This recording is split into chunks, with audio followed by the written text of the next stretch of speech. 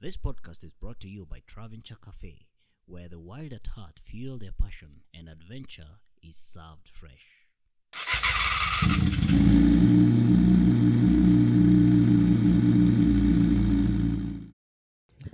Ladies and gentlemen, welcome to yet another episode of Cat on Wheels podcast. Happy New Year, folks. I know probably by the time this will be airing, it will be in February, but still Happy New Year because it's the first episode we are doing in the year of 2024. And I'm so excited to be at the Whistling Moran.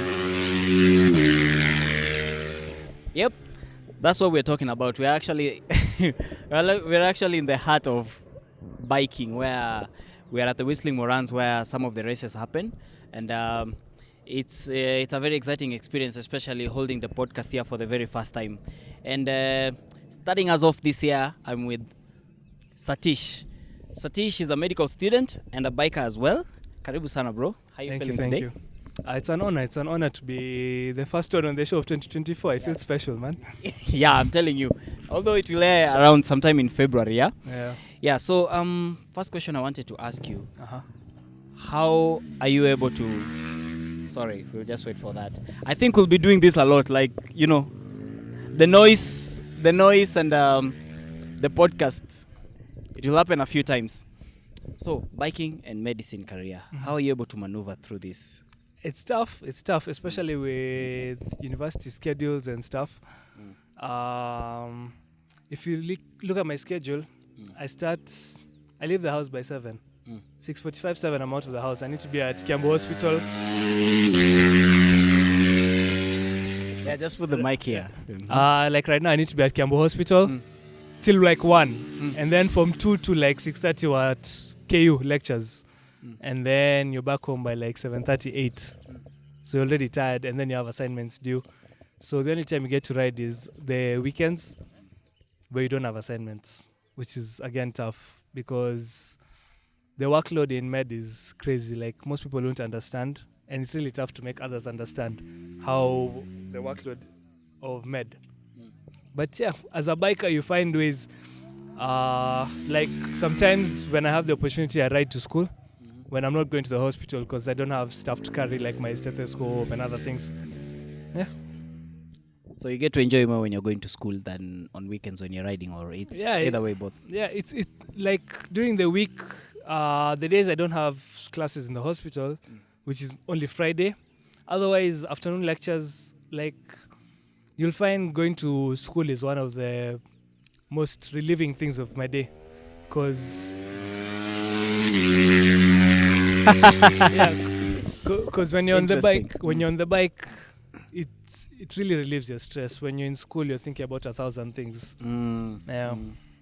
Yeah, that is true, by the way. Do you know, actually, because even me trying to find you, you cancelled on me like 3 times. Yeah, man. Like, you guys, I have to prepare myself, and I'm like, okay. And then like, okay, I think not. Let's just do it. If I'm not wrong, we actually planned this thing last year. Last year, actually. By exams and all that. But you're telling me, hey, it might be tricky. And I was like, don't worry, me, I'll work with your schedule when you're free. But good thing on Sundays, people don't fall sick, or rather, you don't treat them. Exactly. You're not in school on Sundays. And also, Sundays is like track day. It's like church for most of us. Like today. Yeah. Yeah, as you can hear the noises on the background. Those are bikers practicing. And Satish is also an administrator. You know, should I say that? Like, you're part of slick racing. I'd put it as an organizer. Yeah. More than an administrator, an organizer. You're an organizer. Yeah. So, guys come here every Sunday to practice, right? Yeah. And this is like right now, currently, they are in preparation for a race. When is the next race happening? We're yet to put out our calendar. Maybe... Okay, for you guys watching this, it'll be in Feb, so the calendar will be out. But today is, I think, 21st. So in the next 2-3 days, we should be out the calendar. We're looking at the first race being April. And maybe we're looking at 4 races this year. But 3 championship races. Yeah. And potentially at drags, but that's still in the works because of many reasons. So what is your role at the Slick? I do a lot. I do a lot. First of all, before you answer that, do you race? No, I don't. I don't race. Why? I have a track bike, which is being built. Okay, basically I have 2 bikes. Excuse? No, it's not an excuse. I have 2 bikes. One is my daily, which I cannot afford to drop. if you guys, What bike is this? What bike is it's this? a CBR 1000. You guys who know me, you know my bike is called Nemo, and it's basically almost like my girlfriend. I take care of that bike like my girlfriend, like my That's child. undergrading. You're saying basically. not my girlfriend. It's more like my child. Now you've dumped her. Yeah, it's you know the way you can treat your child. I pamper that bike, so I feel like the track is quite a harsh environment. It's not somewhere where you can put your bike and you won't put your bike in the track and put it to its full potential, if I was to put it that way, because at the back of your mind you're always like, what if I drop it, what if I drop it? So to push on the track you'd need a bike That you don't like. it's not that you don't like, it's more of that That's something you're not attached to. not even attached to. I'd put it as something that you're willing to drop and deal with the consequences later. So basically what you're telling me, when you decide to put your bike on a track, that means you have to do some few changes or a few things on the bike to make it look like if you drop it, you can actually manage the damages, right? Okay, if you see my bike, I'm proud to say it's one of the cleanest per se. CBR 1000s, OEM fairings. So you see when you damage OEM fairings and then you start doing fiber work, it spoils the look of the bike. When you start painting your bike, it's generally not a good look, in my opinion. So when you have a bike that you can do fiber work and leave it, basically, you leave it at the track. You come to the track, you race, you leave it here, and then you can go. It's not something that you ride around on a daily. So what makes the big difference between a bike that can go on track and a bike that you cannot take on track? Okay, most guys will say, oh, I can daily my bike. But if you'll see, there are a few riders who are really, really cautious of their bikes. They really like taking care of it. I think Modo had mentioned something like that. Yeah. Modo had mentioned something like that, if I'm not wrong, that the way you take care of your bike, you can't just... Should we stop? No, it's okay. Let's go. Okay, so you can't just put a bike on the track and be happy. Like once you crash, there's a lot of consequences to it. But then you also have other riders who don't mind that. So you see, at the end, it's just a personal decision. If you're comfortable with the bike being dropped and you're okay with it, others will say they're fine with it. Others will say they're not. So it's at the end, a daily can be a track bike, and it cannot. You see, it's a personal thing at the end of the day. Yeah. Are you planning to race though? Someday? Yes. I'd mentioned a few minutes back that I have my project bike. Okay. So that's also a CBR 1000. It just needs a bit of work here and there. So that's what I'm planning on putting on the track. Once it's ready, I can start my track practice. I wouldn't even call me a racer right now. I've only had 2 sessions before this, 2 or 3 sessions with the Yamaha R3, which I was given by Turismo Motors. It's actually on sale. But it's here occasionally at the track and I'm allowed to use it. Yeah. So how long are we looking at? Pardon? How long are we looking at? Number one, as a student, it's self-funded. So racing is not easy. You look at a set of tires, it's 40K. So before I even reach that 40K, I need to fix the bike. So budgeting is tough as a student. So I have to save up. Niko na side hustles hapa na pale. Yeah. So it's gonna take time. I'm looking like maybe the next, let's say by June. I'm hoping to have it up and running by June. Yeah. By June? Yeah. Interesting. So now, back to the question. What is your role at Slick? On race day itself, I'm in charge of lap timing and keeping track of the racers, basically crossing the line, working out points, and mainly on race day itself, we're more focused on the top 3 for the podium finishes, and then now over the course of the week after the race, now we calculate the points of all the racers based on which position they finish. So on race day, we have 2 races, the first race and then the second. So in each race, the racer is awarded points based on their position. And then if any penalties, we have deductions. But that rarely happens. We don't usually penalize. We're not too strict on penalties these days. Why? Yeah. We don't make mistakes on the track or what? It's not like Penalty-wise, we'd penalize a grave mistake, like taking another rider out. So, however competitive the race is, guys are generally cautious of one another. Okay. So we rarely have penalty causing accidents. So you've never had I it? should put You've it. never had any? Yeah. We have in the past. What was the issue? We've had one incident where a racer was being overlapped. And you know, when you're overlapping someone, you're basically...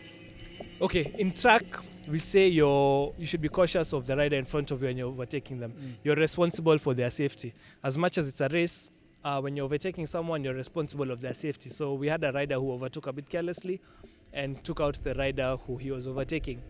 And given that he was already a lap down, we felt that it was unnecessary. Like he could have overtaken in a more safe manner. Yeah. But what if the rider is slow, like Farouk, say, for instance? Farouk is actually not slow. He's one of our quickest riders. I think he's slow. He He might cause an accident on track. He has. He actually has. Yeah, you see? Bassam has been in multiple accidents. Yeah, slow guy. Yeah. Yeah, but just let's say, what if the rider in front is slow? Regardless of how slow they are, it is your duty to overtake in a cautious manner. Like if they're taking the corner and the gap is small in the corner, you don't expect, being a faster, more experienced rider, you're not expected to go down the inside because you see, with when you're racing, you don't have side mirrors, so you don't know what's happening behind you. So the rider behind is responsible for the rider in front in the manner of which they overtake. Yeah. So you oversee all those? Yes, we oversee all of this. Oh, nice, interesting. Yeah. And so do you think like by looking at this, one can get experience and just decide to join the track and race? Ama, you still need... Okay. It's not advisable to just show up on race day and race. It's always advisable. You see, we have multiple racers over here, and it's not a toxic environment like Kitambo. Kitambo guys would be stingy with information, if I was to put it that way. Sikuizi, What do you mean stingy with information? we had guys who would cover their brake lights so that you don't see where my braking point is and stuff like Why? that. Because that's how it is in like Formula 1 and MotoGP. You don't have brake lights because that's basically tactics, because my braking point might be a bit before yours. And it might that's be working well. So It might you be avoid working well. It copycats. might be where I get that 0.1 seconds advantage over you. So back in the day, Kitambo, it was a bit more toxic, if I was to put it that way. It used to happen here like that? Yes, we had races here like that. Say how it works is, regardless, we have elite racing, we have alpha racing, we have Alkebulan racing, we have many blade dog racing. So right now, if you come for a track day, a guy is not going to say, "Oh, I'm from alpha racing, I won't help you." Someone like Bassam is more than willing to always help you. Yeah, Bassam always He'll even go out of his way to come and tell you, even if you haven't asked a question. give you tips, yeah. He'll come give you a tip. He'll be like, Don't do this. Like Curtis alingia track and he was on his back brakes on all the corners. Yeah. We stopped him. We're like, don't do that because it's gonna. No, drop you are not there. You didn't stop me. I was there. I was there. I was there. So I was overlapping you guys. You had the jigsaw. I had the R3 and I was ahead of you with that R3. No. You know the problem is you are busy looking out for me so that you can gap me when it was not possible with my R6. And also you're not considering that it was my first time on the track. Yeah. Actually, Bassam is the one who came and stopped me after some time and he asked me, bro, so avoid doing this and that. exactly. Yeah. So you see, guys are always there to help you improve. We're always supporting each other on the track. Yeah, but that's a really good thing. Yeah. It's something it's more of a brotherhood kind of a thing. Yeah? Exactly. We're here to have fun at the end of the day. We're here to have fun. However much it's competitive, it's like, what do they say? Be your brother's keeper. It's something we have that concept a lot over here. So it's always advisable, if you're interested in coming for a race, come for a track day. At least have 2 sessions, interact with other racers, so you know the ropes. Yes, you know the track. You don't go flat out and then unajipata, oh, I'm turning left, kumbe it's a right corner. Know how the layout. It's a small track. It's not difficult to know the track layout. So even 2 sessions will have you. If you have 2 track sessions, like 2 Sundays back to back, you'll know what the track is like. Yeah. Talking of track layouts, there's a famous corner here. Right there. Corner 1. Yeah, it's called Corner 1. It's even called Corner 1. That's Ian's. We have Ian from Alkebulan Racing. That's his corner. It's Musa's corner. It's Titan from Elite Racing. Bassam, Salman. I think everyone. They're fighting for inheritance there. Every racer who is serious with racing and takes the risk that's required in racing. You earlier had Go down mentioned there. risk of dropping your bike. Every racer who pushes their bike, I believe, has gone down on that corner. Yeah, because even the first time someone went down there Yeah, on that corner, yeah. and then I started hearing stories that that corner it has. Yeah, it has its reputation. It has its Title deeds reputation. ni mingi hapo Yeah, hivyo. wengi sana. So you're saying for you to be a professional rider on the track, at least at some point you'll have to fall down there. Lazima. If you take your biking seriously. Lazima. If you're pushing your bike, Mm. that corner itakula. Lazima. Nice. How Yeah. do you know the size of this track? I wouldn't know the exact figure, but I think it's around 1 to 1.1 kilometers. I do understand it's I'm not not for sure. Yeah. it's not for sports bikes, yeah. Yeah, it's actually a go-kart track, but unfortunately in Kenya it's what we have. And yeah, we can't just keep waiting saying, oh, tutangojea track. We do it what we have. And for now, this is what we have. And we have TGRV, but TGRV is really far away. It's in Rift Valley. Yeah. Going all the way. That's like an hour's journey, yeah? More than an hour, because by the time you're reaching that track, it's ndani. It takes you almost 1.5, 2 hours. And I haven't been there personally, but from what I've heard, there's like a kilometer stretch, not a kilometer, even like around 3 or 4 kilometers of just off-road. So for guys with super bikes, now you're looking at a means of carrying your bike there, because you're not going to be riding a super bike in off-road maram and stones and gravel All the time. Yeah, exactly. And who's the reigning champion, by the way? Right now, for the 400cc, we have Thuo, who I think you'd have seen him in the background. He's the one making noise with the bike. Yeah. It's the bike, right? Yes, that's the bike. the orange bike that was moving in the background. Anytime it passes here, we have to keep quiet. And if I'm not wrong, in the 1000cc category, it's PJ. And 600, I think it's Musa. I've forgotten. 2023, Mambo the 2023 tumewacha. Us we're looking into 2024 right now. Yeah. There's no Farouk anywhere? Basam, okay, so the thing That guy is Basam, slow, eh? He's not slow. Basam Mbona ashindi? was racing in 2 categories. So there was some races where he crashed out, and then some races where he just wasn't fast enough, if I was put it that way. But if you look at last year's season, we had 4 races, and he raced in, for the 600 category, he had his supermoto, and he raced in 3 out of 4.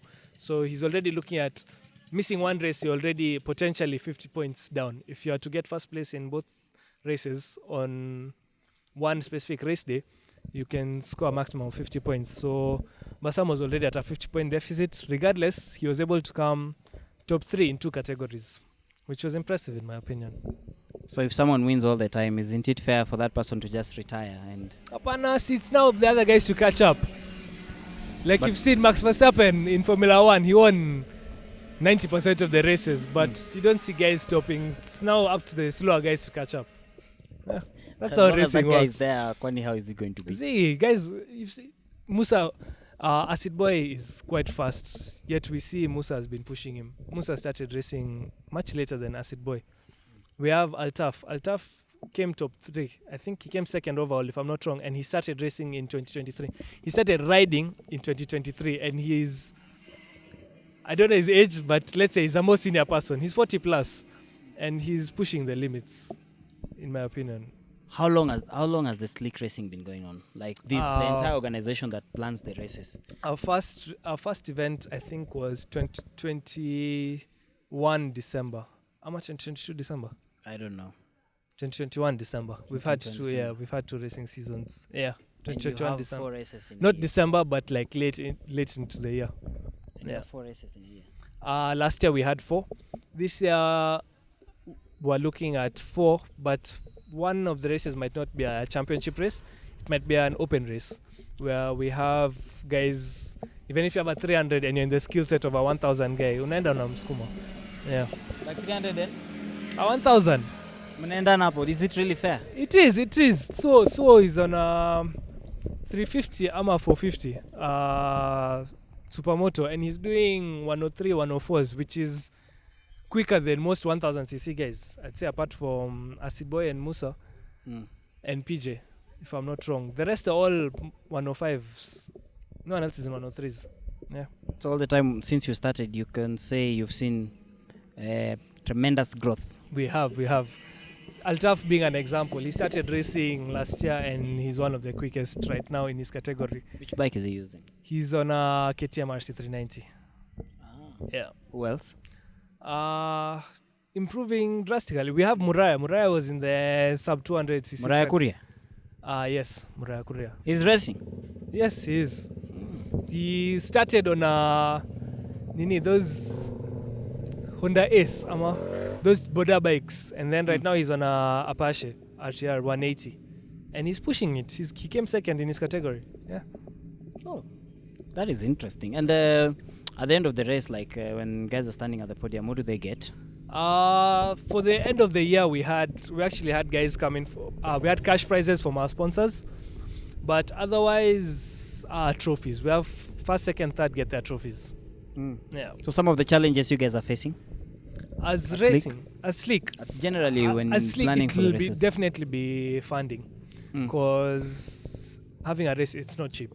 We have to book the track, we have to pay for the marshals. We have a lot of costs that most people will say, it's just a race day, but it's not. We have a lot of costs. Security, we pay a lot for security, because we've had incidences of bikes, like someone comes, they sit on your bike, and then it's not your bike, but it's in the parking and it's on a race day. So as much as we say park at your own risk, we take a bit of responsibility on that. So we do our part. We hire out security guards. We have to keep the pit safe. Yeah. So there's a lot of costs. So right now we're trying our best to get sponsors to come in. It's been tough. Kitambo racing stopped in 2018, if I'm not wrong, and there was a ton of sponsors back in the day. But right now is when we're really trying to grow the sport again. The sport had died. 2019, 2020, 2021, there was no racing. So we've put in a lot of effort to bring this back, and we're looking for sponsors to chip in. So you guys are self-sponsored? Yes, right now we're self-sponsored. Like roughly, would you estimate like how much you guys make? Not like in terms of... Yeah, by the way, guys, that's the slowest rider. That's Farouk. See? Anyway, what I was asking is, like, roughly, how much do you guys need to run a track day, a race and stuff like that? Per event, I'd say we spend around 400k, if I'm not wrong. 300, 400k. And that's on the lower side. We've even had situations where we've spent up to 500k. And right now, we're actually not making that money back. Like last year, we made losses. But for the growth of the sport, this is the sacrifice. Sleek Trading and Turismo, they are our title sponsors. So this is something ni kama wamejitolea to build the sport. And we're looking at getting some more sponsors to come in this year. We're looking to get... Satish is laughing because that CBR is... It's a fire blade. It's a fire blade, but it's not exactly the prettiest of fire blades compared to... You see, me, like I said earlier, I take really good care of my bike, so... my standards are quite high. But all in all, it's a fire blade. It's a beautiful bike. It's a bike, anyway. It's a beautiful bike. What was I saying? I was talking about Sleek Trading and Turismo, how wamejitolea to build the sport. But we're hoping to get some sponsors on board this year, and it's still work in progress. Yeah. So now, what are some of the contributing factors? I did not hear you. What are some of the contributing factors that will lead to you guys making a loss? Like, especially like you said last year, you went on. Some of the races we didn't have enough crowd, if I was to put it that way. Like you see, the sport, making our money back is based on the amount of crowd we pull. And if you look at round 3 last time, it wasn't kids were in school, and among other factors, we didn't have enough crowd. So that was one of the major contributing factors to the loss. Yeah. So you need to plan your stuff next time. Make sure like schools are closed. Yeah, we've been working on a weekend. Yeah, we've been working on our calendar for the past 2 weeks now, and it's not out yet. So yeah, it takes a lot. It's not as easy as just saying, on 15th we'll have a race. watu wakuje. It's not that easy. Marketing. Yeah, marketing. But you guys, some of the strategies you use, there's social media, word of mouth, pitching in the nyumba kumis. Yeah. So do you also involve PBAK? You tell them like there's a race, please. PBAK, I've always had this question. If you look at Kat's videos where he's interviewed PBAK guys, I've always put it in the comments like, how comes PBAK have never supported racing? By the way, I remember you also DM'd me and you asked me, why does PBAK not help? Yeah. I'm not like I'm not in the I'm a member of the PBAK, but not. You are? Yeah, I am. What do you do in PBAK? Huh? Oh, you're a member. I'm a member. You're a member. Me, I'm you're just not there. Like I'm waiting for the card. Yeah. But now you can ask them that question you've been asking me in the comments. Yeah. What was the question you wanted to ask them? It's basically we've never had support. They've never condemned racing, but we've never had support from PBAK. So like why? It's a simple question. Why? Because we're here trying to build a sport. We're putting in our money, and we'd expect support from private bikers because like I'm sure one of them will come and now Yeah. answer the question. I'm sure they have a valid so explanation. we like as private bikers we're the ones trying to build the sport. Racing, if not for private bikers, there's no racing in Kenya because we don't have racing teams like Repsol coming in with a ton of money and saying, oh, race. We don't even have a track for bikes. We have a small track, and to make the most of it, we really need like support as much as possible. We need as much support as possible from private bikers. So it's the bare minimum you can do to push word, oh, there's a race on this day. So if PBAK could come through with that, spreading word to nyumba kumis, pushing on their socials, that would support us. It's a good nini. Yeah. That's all you need. Who are your previous sponsors you mentioned? For racing? For Slick, yeah. You said, did you mention that you had a sponsor? No, it's been Slick Trading through and through. Yeah. Slick Trading sponsors Slick Racing. Yes, Slick Trading. Okay, so basically, a title sponsor is your biggest sponsor. So Slick Trading Limited is a company that sells bikes and cars. They're based in Mombasa, so they are our title sponsor. So being a title sponsor, their name comes in the race. So it's Slick Superbike Series. Yeah. Oh. And then there's Slick Racing Team. No. There's no Slick Racing Team. There's Alpha Racing. So we have Altaf and Sarmada, Turismo and Slick Trading owners, if I was put it that way, respectively. So they both race for Alpha Racing. Oh, yeah. I didn't know. I thought there was Slick Racing Team and no. Slick. So Slick is a company that sells cars And bikes. And bikes as well. So they're the main sponsors of this whole thing. Yeah. So apart from finances, what type of other sponsors would you guys want? Or looking for? Actually, wouldn't know specifically. Maybe, you see, sponsors can come in very different formats. We've had, in the past, I was told by other racers that Safaricom used to come on board during the times that road racing, they'd give free Wi-Fi for the spectators. Just that? Yeah, just that. That makes a big difference. When, you see, if you had free Wi-Fi and you're recording your race live, uko chini, and someone needs Wi-Fi to see what's going on, uko chini, because you see the track layout, the way the track's layout is, there's a section uko chini that you can't see. And guys are all the way there? Yeah, down there. So if you were to set up a live feed of those corners, you'd expect to have Wi-Fi, and not everyone coming here can afford bundles. Okay, makes sense. Yeah. So Wi-Fi is a big deal. We have racers coming in with fuel. I mean sponsors, sorry, not racers. We have sponsors with fuel. Oil, for example, for racers, tires. Yeah, because racing is not cheap. Servicing a bike could cost you almost 30k for the service for a liter bike or a 600cc. That's what you're talking about, almost 4 liters of oil, coolant, racing brake fluid, because you can't just use standard brake fluid. Yeah. What are some of the qualifications that one needs to be able to participate in a race? Right now, we're not really strict with racing, provided you've attended a track day or two, and see, we know you. We're open to that. Like, Do you know guys? Do you know like guys who offer training? Who overtrain? Who offer? They offer training like in terms of On the track specifically, I'd say it's not training per se, but if you're able to join a team, each team has their mentors. Like Basam is a mentor of sorts for Alpha Racing because of the knowledge he has, the knowledge he's built from being here. He's here almost every Sunday.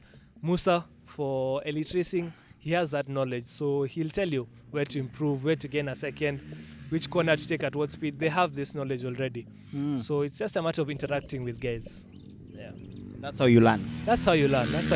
You learn by asking questions. You don't come to a track day, you race like Curtis was heavy on his back brakes. And before he fell, Basam was able to tell him, like, oh, don't before do he that. could go down, by the way. Yeah, before he could go down. He was able to teach him. Like right now, if you look, I don't know if it captured in the background, but we have Junaid and Basam. So Junaid is new on the track. He's not very experienced, and he's going to be racing for Alpha Racing this year. So Basam is showing him his corners. Oh, and that's a very pretty Fireblade. That's a not so pretty Fireblade, but it sounds nice. Very nice. See how nice it sounds. Fireblades are very nice bikes. I'm So- a big advocate for Honda. Yeah. So you're saying sometimes when you get tips and when you're asked, you listen, Yeah, those kinds of advice, instead of. On the track, I'd say coming in with a mentality of I know what I'm doing would be a very big mistake. You should be, to learn on the track, you need to be very humble. You'll see, I keep mentioning Altaf because he's one of my biggest inspirations. He's 40 plus, taking advice from 20-year-olds, 30-year-olds. And you see, if I was to say, oh, I'm old, I know what I'm doing, you'd never learn. But when you're able to humble yourself and ask the right questions, you get the right answers, you improve. Yeah. That is nice, actually. Yeah. I'm glad.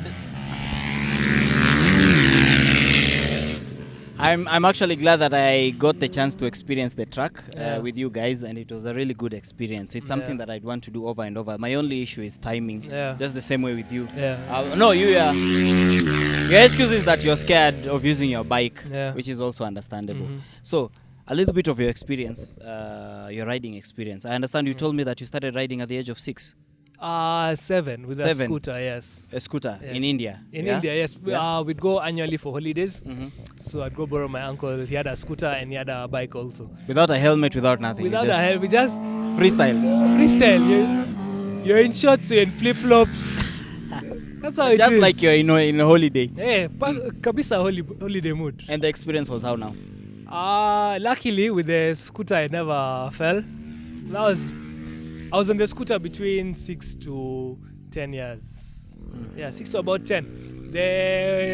I think they're 110cc, the TVS. The TVS scooters. Here we have the Jupiter and the TVS Wigo, if I'm not wrong. So it's a similar. In India, almost everyone has one. Almost every household has at least a scooter and a bike. So it's something, it's like culture to us, riding. Yeah. So is it at that point you felt like I really need a bike now? Imagine, no, that was just me being rebellious. You are a rebel. I was. The whole reason I You started... were a rebel. The whole reason I started riding that scooter was because my mom was like, don't do it. Now you wanted to do it. And I was like, why not? Now you just did it to prove a point. Actually, it was actually my bro. My bro is 4 years older than me, and he started riding the same time as me on the scooter. And I was like, I had that attitude of, if you can do it, why can't I? So Actually, that's a good attitude. Yeah, so that's how I started. You on the inspire scooter. yourself. Yeah, and I ended up starting much younger than him, which was a good thing. He's the one who taught me the little skills. He didn't know much, but he taught me the little he knew. Yeah. What did he teach you? How not to fall. He was just like, you see, in India, India, it's a harsh place to learn. You'll be told this is the accelerator, this is the brake. Now go. Now go. If you Go fall wherever. down, you know your mistake. You won't repeat it. And you come back, Yeah. heal your wounds, and Yeah, then. that's how it is. But that's military style, actually. That's how it is. That's how it is. But with the bike, I started on a 160cc Honda.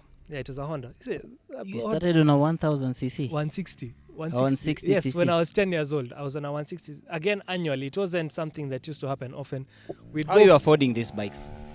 The 160cc. Ama still it was not yours. See, it was my uncle's when I used to go to India for holidays. Still, okay. Yeah, it was my mentioned, uncle's yeah. bike. So when anytime we went for holidays, he'd give my dad the bike to ease commuting around. So there was one day I decided, see what I'm going to bike. So I asked my bros, like, so how do you shift gears and everything? So he showed me how to shift gears. And then he was like, enda. So me being the overachiever I am, I went, kidogo, I was down on the ground, no helmet, flip-flops. And I was confused because I hit my head on the tarmac. And I was like, I was really confused. And then someone picked the bike up for me. And then they were like, Kijana, are you okay? Like, what are you doing on such a big bike? Because I was 10, 11. You're telling them to mind their own business. Yeah, and then I went back home and then I just slept. I didn't even tell my dad I had a concussion. I just slept. And then after like 2 days, this swelling is not going down. No wonder, I've realized something. You hurt your head. So after 2 days is when I told my dad, and then they're like, are you serious? I turned there for scans. So we went for scans and then they're like, everything's okay. No wonder you're not normal. No, I'm normal. I'm not normal. That, kumbe, you hit something here. You see, every biker has that thing. Like, there's always something that's not so normal in their head. So they're doing risky things. No. So how did you get to a fire blade? So my story with the fire blade. I might have taken it too forward. You can just continue. That's it. With it was just holiday riding with the 160cc. So when I was in Form 1, I told my dad, nikimaliza Form 4, nataka bike. Which year is this? Where do I remember? 2014. 2013, 2014, around there. Somewhere around there. Yeah, around there. Actually, 2012. Yeah, I was in Form 2 in 2012. Yeah, so around that time. And then he was like, if you're the one who wants a bike, so start saving. So you start saving? Yeah, he was like, you start saving. Did you have a bike in mind? At that time, actually, there was a bike in India called the Yamaha R15. You see, at that time, I was still a child, and I loved that bike. It was like, that's my dream bike. It's a 150cc, but it had sports fairings. You don't care. Nice. That's what you want. That's what I wanted. I was like, when I finished Form 4, nitanunua a bike. And then, so I started saving my lunch money. That's how it started. By Form 4, I had saved. Yeah, so by Form 4, if I'm not wrong, I'd saved around 100,000. That's 4 years of saving my lunch money. Wait, were you in a day school or what? Yeah, I was in a day school. Okay. So I was given lunch money, pocket money, hapa na pale. Yeah. So, and then, so the deal is my dad was like, okay, get med school, utapata bike. And then, after Form 4. If you do well in school and do the medicine. usual Indian parent thing. Yeah. You don't just get things for free. You have to pay for them. Yeah. So, after that, I was supposed to join med school, and then life happened. I ended up doing A-levels because I was like, I wanted to do med abroad. So I was like, let me do my A-levels. So it was plus 2 years. So back to this. We're back to square one of wanting the bike by the time I joined med school. So I continued saving through A-levels. I've added 2 years past Form 4. My savings have increased, so I was like, I can't start on a 150 sasa. I'm a bigger guy. So I was like KTM 390. Big dreams now. Bigger dreams now. So I was bigger picture. I was like KTM RC 390. I was like, boss, this is the bike that I'm getting. I was like, whatever happens, I'm gonna end up with this bike, with the RC 390. So that was 2 years of A-levels. My savings reached 250k. And then I started doing my research, and I was like, I'm not going anywhere with 250k. And then I talked to my dad, and he was like, it keeps going up, eh? We'll give it the balance. Oh, the difference. Yeah, my dad was like, I'll give you the difference. And then I ended up joining med school in 2018, 2019 Apo. And then I was like, the hunt for the KTM 390, sikupata. And then I met a friend of mine called Keith. I met him through a mutual friend called Garage. So Keith at the time was on a CBR 600, and he was like, why are you starting on a 390? You can start on a 600. And then I was like, bro, unataka mimi nikufe. And then he was like, it's not like that. The whole riding a big bike is just about how cautious you are. So he gave me the 600, and he was inside it was inside a compound, and he was like, just go up and down. And the first time I sat on that bike, I was like, this tank is big. I was like, will I manage? And the bike is heavy.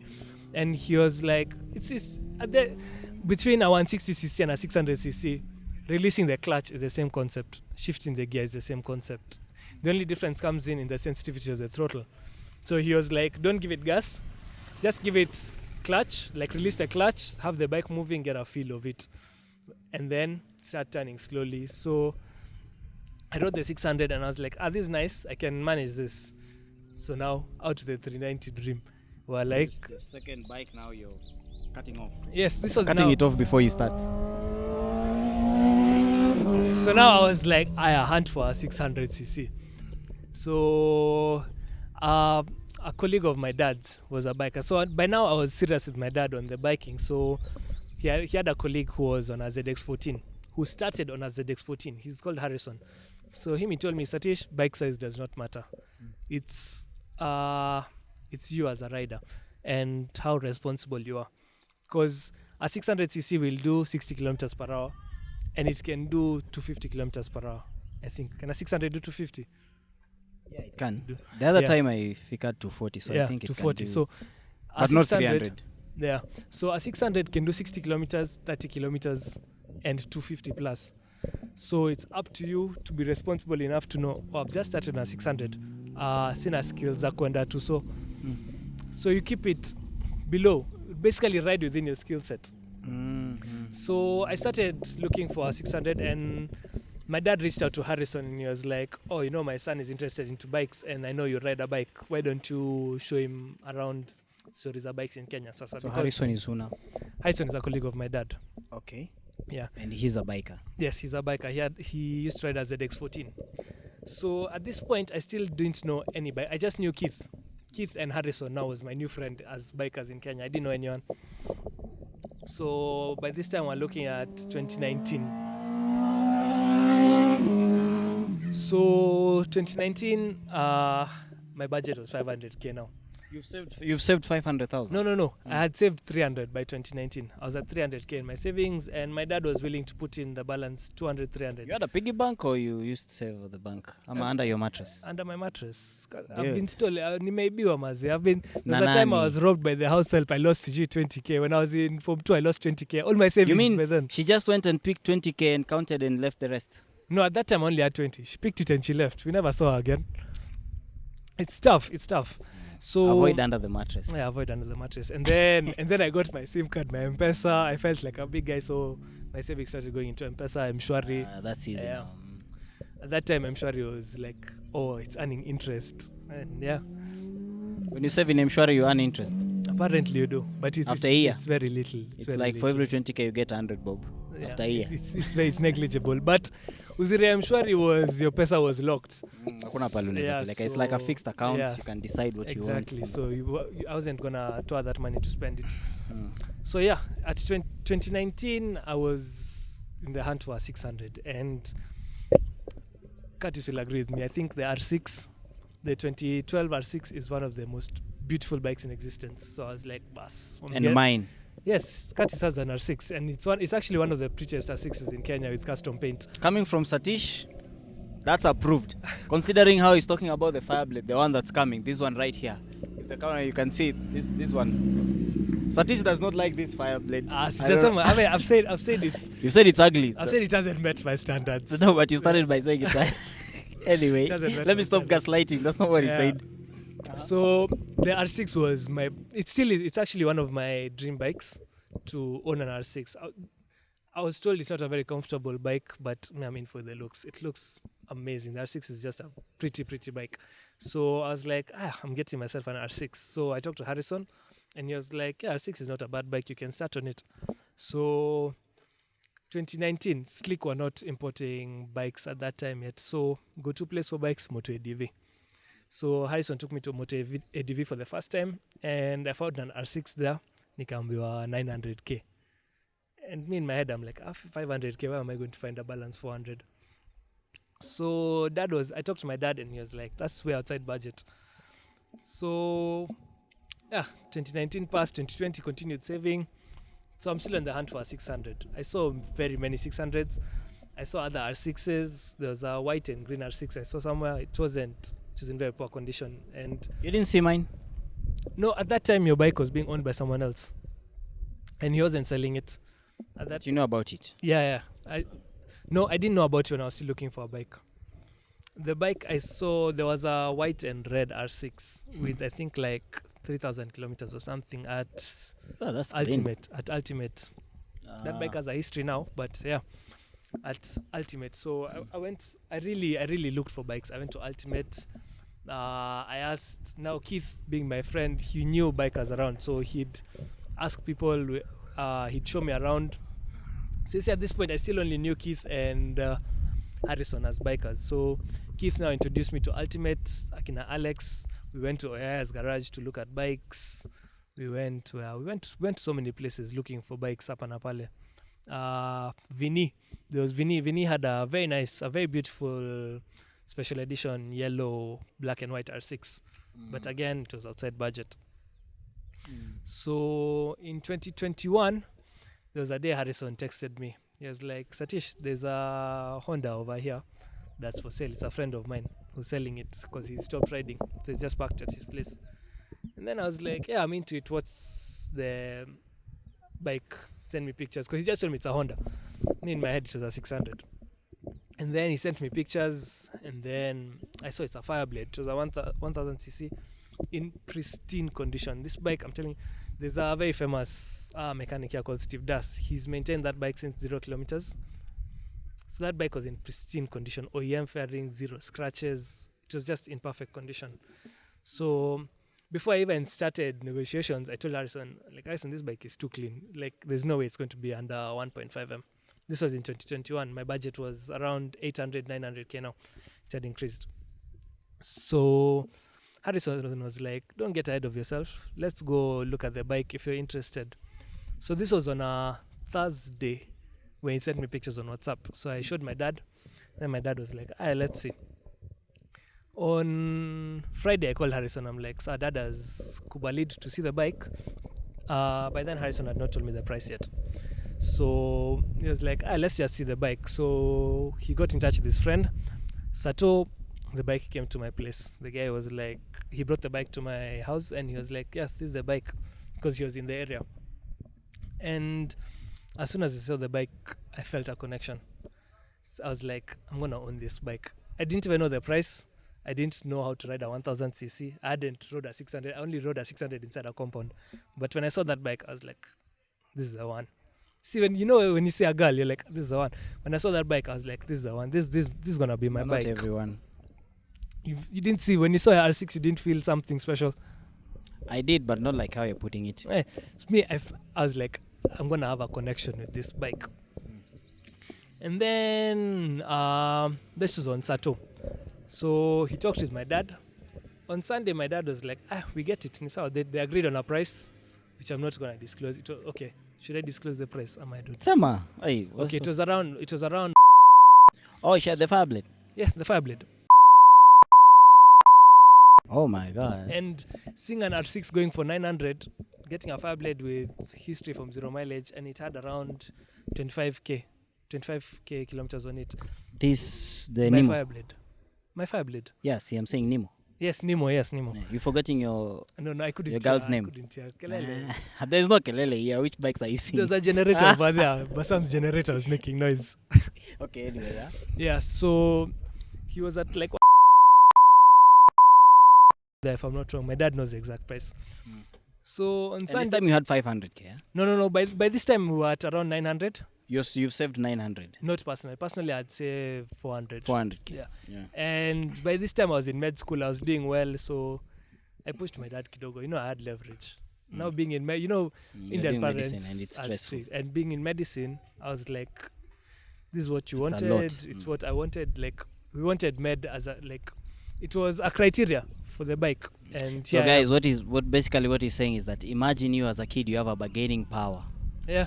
This is something that not every kid has, but Satish had that. Yeah, you see, my criteria given by my parents was you need to be in med school. So when I joined med school, I had a bit of power to say, okay, I'm here now, so you fulfill your end of the bargain. So my parents are very nice. They agreed. So by Sunday, I had the bike parked in my house. By now, I still haven't even rode the bike. I didn't test ride the 600. How did it come? See, he brought it. The previous owner is called Dennis. He brought it to my place. So by now, I still hadn't even rode the bike. I just sat on it. And on Saturday, I just sat on the bike. I heard how the bike was running. And when he told me Steve Dassard has a full history, I was convinced. Like, that was good enough for me to go. Who used to own the bike? He's called Dennis. He used to live up at Kitengela. You're the second owner? Yes, I'm the second owner of that bike. And probably the last? The last, definitely. You're not letting that bike go? That bike is never going anywhere. You have anywhere. attachment issues? Yes, definitely. That bike is not going anywhere. So I told you, as soon as I saw that bike, I was like, this is the one. So on Sunday now, I didn't even have a helmet. So up on the near estate too, I picked the bike. And Harrison told me... Where, in Parklands? Yes, in Parklands. Harrison told me, Satish, this bike will pick at 300 kilometers per hour. This bike does 0 to 100 in 3 seconds. But you don't have to go 0 to 100 in 3 seconds. You don't need to do 300 on your first time riding the bike. Relax. Learn the bike, understand the bike. And those were words I took very dear to me, to my heart. I used that as a foundation to develop my skills in riding. So the first day I didn't even pass 30 kilometers per hour. I was just up and down the road, 40, 50. Making noise. It wasn't even that loud. You know, when you're doing 40 kilometers on a superbike, it's not that loud. So, and then back to Keith. Keith got me in touch with a friend of his called Jim Bucks. So Jim helped me source gear. He got me to my... That guy has helped a lot of people in the biking industry, man. Bucks, He's mentioned almost everywhere. I'm sure Shout out to you, Jim Buck. Bucks has ideated almost everyone. So Bucks sorted me out the helmet. He was like, being a biker, once you bought the bike, you're like, it's done. It's not done. You need money for gear. He was like, don't cheap out on a helmet. So I ended up ordering an AGV through Bucks, which was a big expense. It was like almost 40k if I'm not wrong. Yeah, and then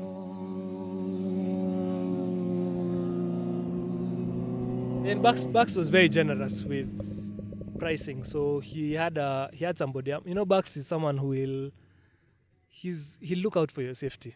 So he knew I was a newbie. He knew I was on 1,000. Yeah. So he was like, Satish, don't ride the bike without body armor. So he sorted me out with body armor at a very affordable price. And then he was like, get the bare minimum. Get at least a set of knee guards. So I started out with body armor, knee guards, and a helmet. Those two, the helmet took almost a month to arrive. So I was just looking at my bike for a month and riding it up and down at 40 kilometers per hour. And then when the helmet came, I was like, some more confidence now. I started going 110, 120. This was like the first month I owned the bike. And we just built from there. That's how it is. Just build very slowly. Be patient. Starting on a 1,000 is not a big deal. Being responsible on the 1,000 is where I feel makes a difference. We've had many guys start on 1,000s. We've had many guys crash on 1,000s. But you being responsible and knowing your limits is where the difference comes in between staying alive on a 1,000. You really got some good advice you were given there, bro. Because to be honest, not everyone gets that opportunity or a chance to be told, you know what, the honest truth is that this bike can do this. Yeah. And that's very dangerous. You don't have to do what this bike is capable of doing. Exactly. You just take it easy. That's a concept people often overlook. A bike will go 300 kilometers per hour, but do I have the skill set to control the bike at 300? In a straight line, it's easy. Going 200 in a straight line, it's not hard. It's just kuvuta throttle. But at 200, when you see a pothole, how do you maneuver? At 200, when you see someone crossing the road, how do you maneuver? Awareness. Awareness. How to avoid hazards and everything. Where to look. At 200, you're not looking up at chini kwa dash. You're looking ukombele. You should be able to do that. Exactly. But that is the point that most people are missing, actually. When they get into superbikes. You know, some of them are doing it for the thrill of it. Like they see other people doing it, and then they feel like, I really want to do this as well. Yeah. But they rarely get people who get to tell them this. You Yeah. know, which Yeah. is very, very important. And I think it's very crucial. Like beyond having this bike, you need to know its capability, and you don't really have to exhaust them. You know, just Exactly, go exactly. easy until when you're ready to do that. So Yeah. for you, I'm assuming during when you started riding the Fablet now with all Yeah. full gears and everything, you're Yeah. still not trying to. No, even till today, I don't push my bike to its limits. I still don't have the skill set to push my bike. But to you're its enjoying limits. still. But I'm enjoying. In a straight line, top speed, nimefikisha bike to 80. But I don't see that as an achievement. That time in Mali, right? No. This was upper to ICD when we were practicing for my first drugs. Ah, yeah. Yeah. So yeah, skill set is something you don't just pick up in a day. If you look at guys on the track, guys have been here for years and years, and they still have something to improve, and they're still looking to improve. Again, what I'd mentioned earlier, being humble. There's no, I'm on a 1000cc, uko na 300cc, unaniambia nini. Get information. Hiyo kuchochana hiyo. Wacha, to get information as a biker is crucial. Get information from as many sources as you can. Listen to stories. Listen to how guys avoided a crash. Oyaya has a ton of stories. Listen to those stories. They'll tell you, there was a time when this and this happened. I did this and this. That's new information for you. That's a new skill, potentially. Avoiding a hazard. Yeah. Yeah, that's true. Oyaya's story is very... By the way, Oyaya is like the second guy I interviewed on my podcast. His story is so weird sometimes I even listen. And some guys who listen, they DM me and they're like, how did this guy survive? Anyway, long story short, don't get abs. That's one of the things we're saying. When you hit the gym, just don't get abs. Make sure you have the belly fat. Sometimes it helps in your survival. I think that's what he said. But May I suggest you get good gear. Invest said in gear leathers. did help, Invest but- in leathers. but he had fats. Yeah, you see, when you're in leather, however much you slide, there's nothing burning through the leather, and even more than a two-piece suit, a one-piece Even the suit. armor. The armor helps, but only to some extent. You see, road rash. What Oyaya was talking about having belly fat that chomekad all of it on the tarmac. Yeah. If you have leathers, you're safe. You're never gonna get a burn, road rash if you're wearing leathers. Yeah, by the time you're dragged on the road Yeah, and it slows down, exactly. the leather is what's getting Exactly. damaged and Yeah. not your skin. You've mentioned drag race. So you do drag race and not track for now. And you See- use Nemo for drag race. Yes, you see, drag race is the track itself is a very high risk place. I don't think there's a bike that goes on the track that hasn't dropped on the track. Karibu Mine zote. hasn't. You've had one session at 60 kilometers per hour. That does not count. Uh, There's no bike. Watch, let When me can you phrase it go this way. beyond 60 in this track? Yes, the corner one guys hit it at 100. I've not plus. had one session. I went in 3 times. Okay, so basically what I'm saying is drugs is very low risk relative to the track. Track is very high risk in terms of dropping your bike. Drugs is just to dump the clutch, go in a straight line. That's it. You reach a quarter mile, you stop. There's no risk involved in that. The only risk I'd say there is kuchoma clutch, and that one is all based on how you release your clutch and time your throttle. Pretty much easy It's very easy. compared to the track. Compared to the track, it's a newbie can do a drag, if I was to put it that way. Now I understand most bikers have gone down at some point. Yeah. Now this is the question I ask everyone in my podcast. Have you ever gone down before? I've had one incident Where? on Thika Road. Thika Road is where most of the guys have fallen. Weirdly, people say, everyone's going in a straight direction. Thika Road is very safe. But the number of incidents we've had on Thika Road and Outer Ring is like it's crazy. You don't even realize. You're like, how can guys fall and you're going in a straight line? Have to explain, eh? Yeah, so mine was a very weird incident. First, I was late to class. So I was there at 6 in the morning. It's dark. The sun hasn't even come up. It's foggy. Your tinted visor. No. At that time, I didn't have a tinted visor. Oh, you are not showing off yet. At that time, I was still You're a still rookie. learning how to I was show still off. a rookie at that time. So this was, I got my bike in 2021 June. So my first incident was in 2022 Feb. Yeah, 2022 Feb. So I was headed to class. I was late to class. I was there pushing my bike. I was at like 200. on the last lane of the highway itself. And then a boda tokeas from the service lane over the pavement and comes into the road. So you see, the thing I was talking about, having skills, I didn't have the skills at this point, so I swerved to avoid him. And then bodas being bodas, like, we don't know how they think. I've never known how a boda thinks. The road in front is empty completely. He's had me coming at 200, but this guy insisted on switching lanes. First of all, he's come from the service lane. Just how they like it. First lane. I could lane 1. Me, I'll swerve to lane 2. He decides, even me, I'm swerving to lane 2. So at this point, I've already started swerving. I didn't have the skill set to come back. He was in front. He was in front. So from 200, I'll brake to around 140, and I was seeing, I'm going down. Like, you realized? Yeah, I realized, like, I'm hitting this guy. So I hit him straight from behind. Like, my front wheel bumped his rear wheel, and he did. So me, as soon as there was impact, I went down. It was like meters per hour, but I had my jacket on, I had knee guards. Oh, you're at the time of impact, when I was on the ground, the last speed I saw on my dash, before now I'm seeing light and dark when I'm rolling. Yeah, so I saw the ground, I bounced off the tarmac, and weirdly, when you fall, it's like time slows down. So time slows down. I feel like time slows down. I was tumbling, I rolled almost 7 times, and I remember what happened in like 3 or 4 times when I was rolling. When I was rolling, the first time I looked back and I was like, okay, there's no matatus, there's no traffic behind. There was just one car, and I'd already seen the hazard. So I was like, okay, I know I'm not being run over. That's out of the way.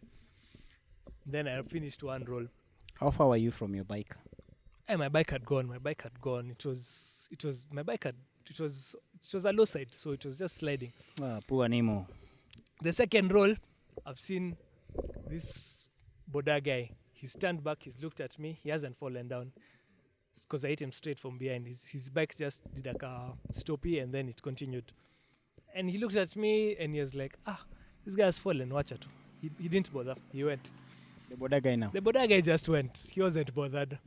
And then I rolled again. And then my third roll, I was like, my arms are flailing. I was like, if I continue rolling like this, I'm going to break something. So I put my arms to my chest, and then I just continued rolling until I stopped. And then I stood up. As soon as I stopped, I stood up. I didn't even check myself. I saw Nemo had gone huko. I started running towards my bike. And then huko nyuma, the cars had stopped. All 4 lanes, traffic had stopped now. So I tried picking up my bike. I couldn't. It was too heavy. And then a few guys from the side of the road helped me. They picked it up. They put it on the service lane.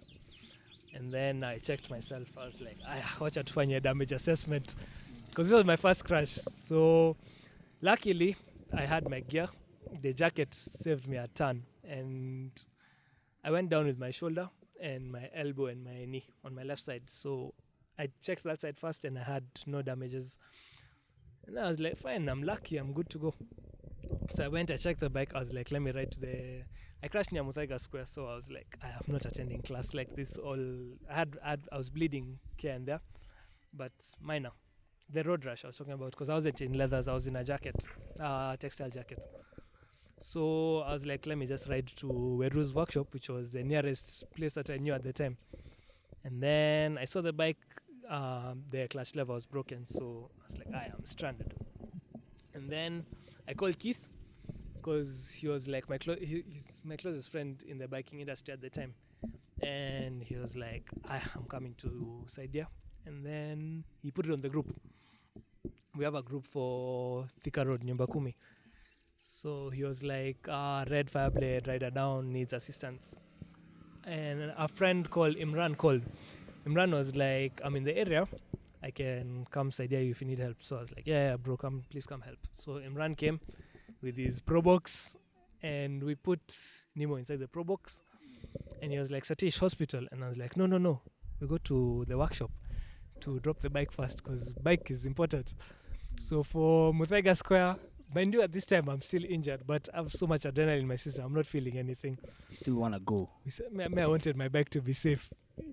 So we went for Muthaiga Square, squared out a ring. We went all the way to Mombasa Road. That's where Steve's workshop was. And then I dropped the bike. And then what happened after that? Yeah, so Imran was like, "Are you okay?" Because he had to go to work. So I was like, yeah, I'm fine. So he dropped you at Steve Das? Yeah, he dropped me at Steve Das with the bike. You're riding?